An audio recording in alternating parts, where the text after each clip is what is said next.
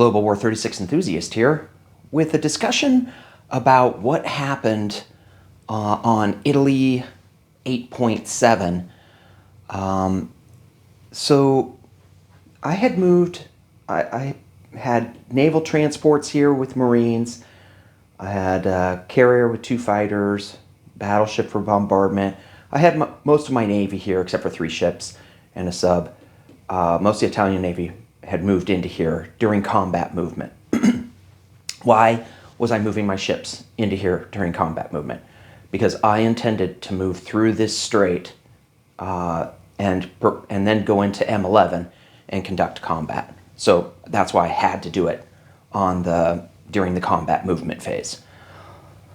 Now, in real life, if we were playing at a board where we were all together and I made this move, I could be basically kind of a jerk and really fast move through the Turkish Straits when Italy is neutral, okay?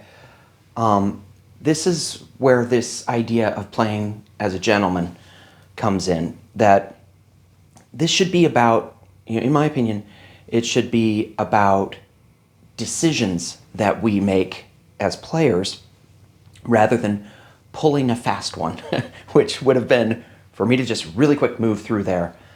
On YouTube wars, you have to really make an extra effort to be fair, because Hambone, he doesn't know that the Italians are moving these ships into M7.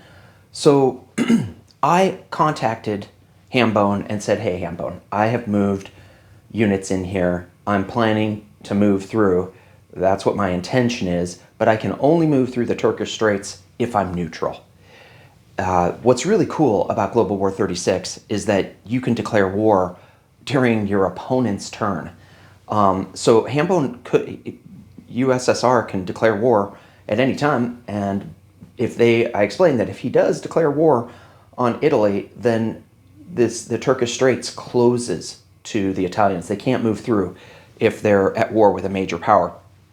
But I warned him, I said, I don't think you want to do this, Hambone, because if you do, then Italy can get its victory points, such as Rome, or the Abyssinian point down here. Here we go, this guy. They get to collect those 2 victory points, but they'll be immune to a declaration of war from the Allies as long as Italy doesn't lend lease to Germany or Japan, and as long as Italy doesn't declare war on anyone.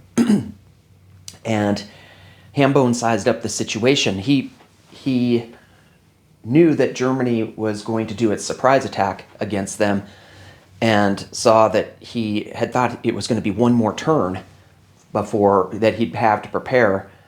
So he decided, you know what, I'm just going to shut down that Italian excursion. I'm going to declare war.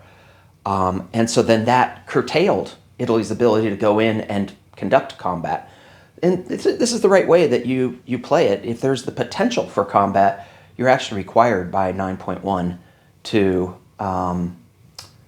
conduct the movement during combat movement in case something like this happens, So that's why Italy made the combat move, and that's the situation where Hambone didn't want the Italians to pass through the Turkish Straits, and he was within his rights to declare war.